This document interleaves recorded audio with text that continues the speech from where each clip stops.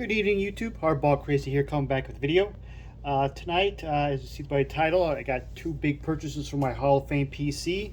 Hall of Fame number 202 and 203 for playing days or active days. And this is 181 and 182 in terms of players. The other 20 or so are like manager cards and a couple other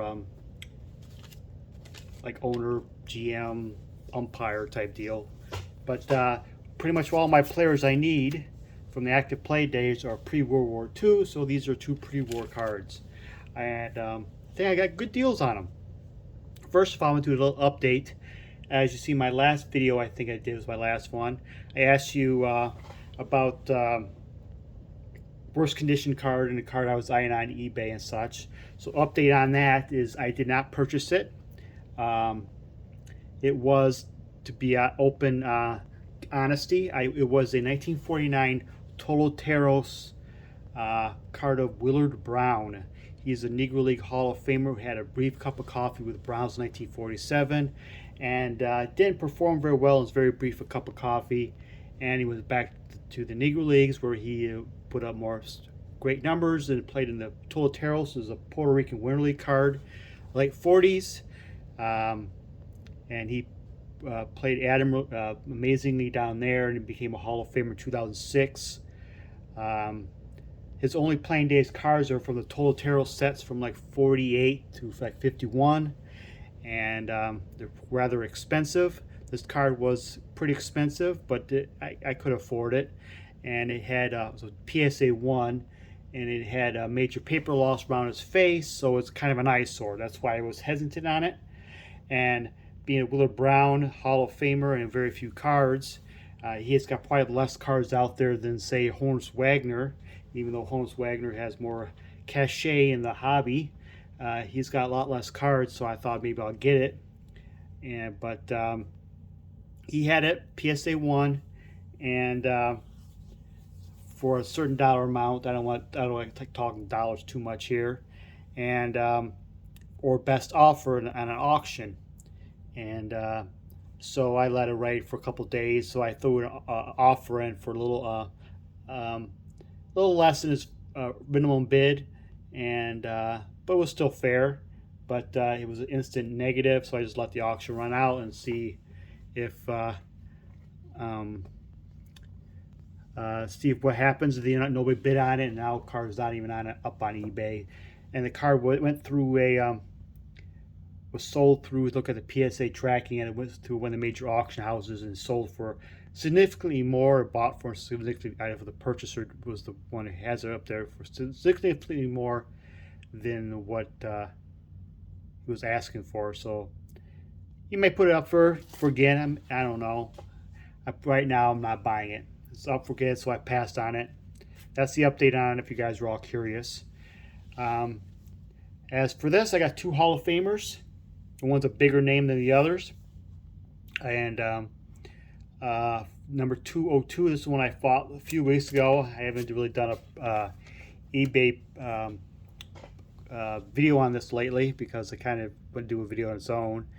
And Miguel Cabrera, of course, my favorite player in the Major Leagues, is closing at 3,000 hits. He's only got 13 hits to go to 3,000, and I thought maybe I'll start looking for some guys I need for the 3,000 hit club.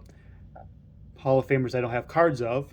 So I did a search one Sunday night, and I found this card at dirt cheap price, and it was a 1913 Napoleon Lajoie game card. This card is Parker Brothers came out a Napoleon Lajoie game. You probably may be familiar with the Polo Grounds game from 1914, Tom Barker game, National Pastime game. There's a few other games of pre-war of that era. You can play your own games. This is Napoleon Lajoie. There's a red tent and there's a blue tent. The game itself is, you've got a whole bunch of different cards of this same thing. So there's probably many of these cards out there, and the backs are different. Depends on the scenario of the game. So if you want to collect a master set of these Napoleon Lajoie games in 1913, there's different combinations of all this. But the front, there's only two versions, same picture. There's a red tent and a blue tent, and there's many of them. Um, I was kind of hoping to find a different Lajoie for my collection, but this is a playing days card of him. Card came out during his playing days, and I got such a cheap price. You know, I paid for it not too much more than a blaster box you buy of on your Target or wherever. About the same price out the door as a Topps Chrome 2021 blaster box you find at Target or Walmart or such. Yep, that cheap, so I could not pass it up. And this is my first Napoleon Lajoie card. Hall of Famer number 202 and player number 181. Second guy is a super rare card. I'm going to steal a line from John Mangini. Super rare, very rare. I just searched for him. He's one of the top players and obviously a Hall of Famer. It's a 1928 Tharps Ed Roush. Most notably, he played for the Cincinnati Reds. Won 2 batting titles with the Reds. This card is from 1928 towards the end of his career with the New York Giants. He was part of the Reds World Series championship team in 1919 against the Black Sox of 1919. And what I did, I've been looking for Ed Roush cards for a while. So I'd search, and usually his first name is spelled EDD. Pretty much throughout history and throughout his cards. So I did a search for EDD Roush. And I find some cards and nothing really thought of buying. Not really nothing caught my appeal. I checked Ed Roush with 1D. Then I checked, I checked Eddie Roush with the IE. And this card popped up. There's 2 versions of this card up there at Tharps. And this is the nicer version of the 2. I'm not sure the other one's still up. And it was like 20-30 bucks more. I think the other one was a SPSA 1. This is a 1.5, but the one had a huge crease through it, and this was only like $30 more. And if you know the 28 Tharps, this is part of the ice cream variations, I guess you call it, 1928, with Harrington's ice cream and the Yuengling's ice cream that you're probably most familiar with, the Babe Ruth collection. Tharps is quite rare. Yuengling's was the biggest ice cream maker at the time, and they were a brewer. If you don't know the history behind that, during Prohibition, Yuenglings couldn't sell beer anymore, so they switched to ice cream, and they included the cards in 1928 ice creams, just like Tharps and Harrington's, and Yuenglings being the biggest brewer of the time, obviously sold the most cards at the time, or gave away the most packages of ice cream, so there's more Yuenglings out there than Tharps and Harringtons. And Tharps is quite rare. I believe there's only between PSA and SGC, maybe about 10 to 12, 13 total graded of this card out there, Eddie Roush. And you see the back of them, it has the promotion, send in cards to get a Babe Ruth. Ed Roush, more fun facts about him. Like I said, he won 2-time batting champ. Most notably played for the Cincinnati Reds and New York Giants. He is the last living member to play the 1919 World Series. He's also the last living member to play in the old Federal Leagues.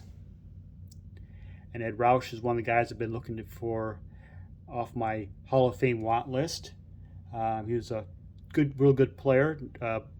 Yet he lived pretty late in his life, obviously, because you find some Eddie Roush autographs at a pretty reasonable price. I will probably pick those up one day, but if you want to go on eBay, look for Ed Roush autographs and you probably pick up his autograph cheaper than his actual playing days cards. And there you have it. That's Hall of Famer number 203 and 182 in terms of players. 2 new additions to my Hall of Fame collection. It's getting harder and harder to find some. There's some guys I probably can pick up. But I want to get a card I want in a good price, a good condition in my price range, so that appeals. So I'm looking for some more. I've been going for some Hall of Fame autographs too, because I don't have many. I haven't thought I'll get a bunch here and complete some Hall of Fame autographs. And so I'm picking up some of them, and I've got good ones coming in. I got some in already, and got one real big one I bought on last night on eBay. Show off. But that's the video tonight. I hope you enjoyed the video, and thank you all for watching. Have a good night.